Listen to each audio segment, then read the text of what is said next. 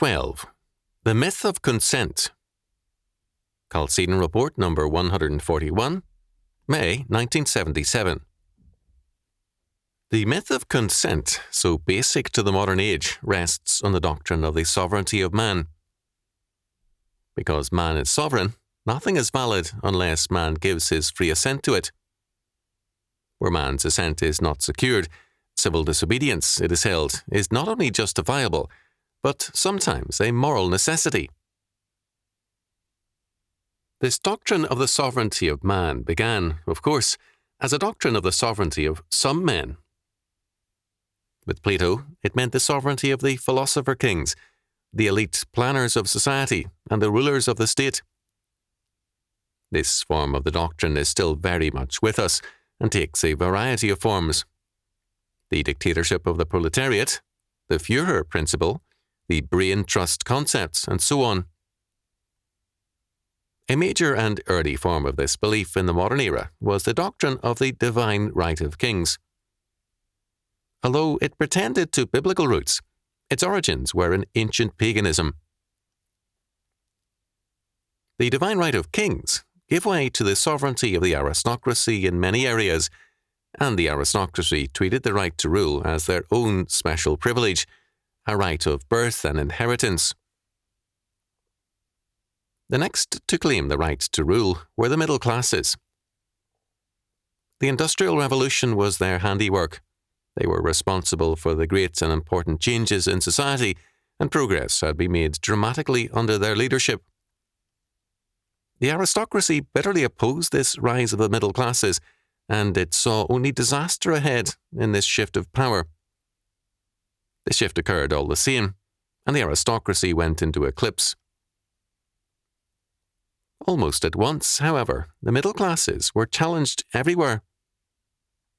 Their own advances had sufficiently improved the lot of the lower middle classes to make them highly articulate and vocal. The lower classes ceased to be the silent, servile, and unknown sector of society and became highly vocal. It was because this new power in society was becoming no longer invisible, but visible, that the aristocracy and intellectuals began to make themselves self-appointed voices of the lower classes. After some time, they gained an appreciative response, and such men as Lenin and F.D. Roosevelt became possible, in person very alien to the lower classes, but in action idolized by them, and made their voices. The intellectuals and aristocrats did not create the new locale of sovereignty. They saw it coming and attached their own ideas and goals to it. The sovereignty of man had begun with kings and concluded with power to the people, a faith used by Hitler, Stalin, and democratic leaders to gain and retain power. The logic of the sovereignty of man had come to mean the sovereignty of man in the mass, and it became necessary for other classes to ally themselves with the masses. When John Locke formulated the doctrine of consent, by consenting man, he meant a very limited class of man. The logic of his myth, however, meant the extension of that consent to all men. If all men are sovereigns, then no man can be compelled, and nothing is valid for any man without his consent. Max Steiner, the great thinker of anarchism, saw this clearly. Granted man's sovereignty, no man could be compelled. All men are bound only by their own will. The state is then only a substitute god, and man cannot allow himself to be coerced by any god. Karl Marx recognized the danger in Steiner's thought. In perhaps his most violent work, he attacked Steiner savagely. Marx realized that the logic of humanism requires that every man be his own god and that no man be compelled. Anarchism, however, for Marx, meant the collapse of humanism into disorder and defeat. The way out was socialism, the sovereignty of the scientific socialist order and its freedom to remake man into that, quote, free, end quote, condition where he would naturally function in terms of an overriding humanistic plan. Thus, in one form or another, the sovereignty of man has led to the enslavement of man, the breakdown of social order, and what Dr. Cornelius Van Til has, in another context, called integration downward into the void. Apart from the sovereignty of God, society has no real principle of law and order. The logic of Steiner is the logic of humanism, of the sovereignty of man.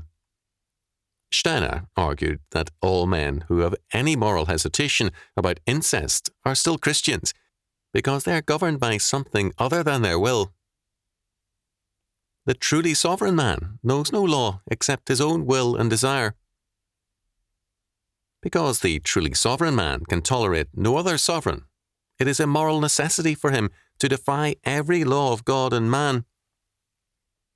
As Sartre recognized, freedom then becomes negation.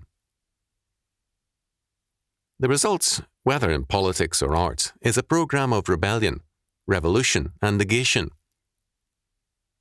This, then, is the necessary course of the modern world: rebellion, revolution, and negation, as long as it remains faithful to its humanistic faith. The alternative, the sovereignty of God, declares that there is a mandatory law and order. This mandatory law and order is not the expression of man's sovereignty or of a class interest, but of God's infallible word. Whereas the sovereignty of man leads to a world of conflicting interests, man against God, man against man, class against class, and race against race, the sovereignty of God leads to a total harmony of interests. The universe is totally God's creation, and absolutely serves and fulfills His purpose, which includes the fall and sin of man, and uses it to further His perfect decree. The myth of consent supposedly stresses man's responsibility. In actuality, it destroys it, because it makes an untenable claim of sovereignty for man. Under God's sovereignty, man's creaturely freedom and consent have their place, because man has found his place. The logic of the modern age is leading to attempts at dictatorship almost everywhere, but at the same time a growing threat of anarchy. Because man is a creature, only when he submits to God's sovereignty can man know freedom as a man, a creature.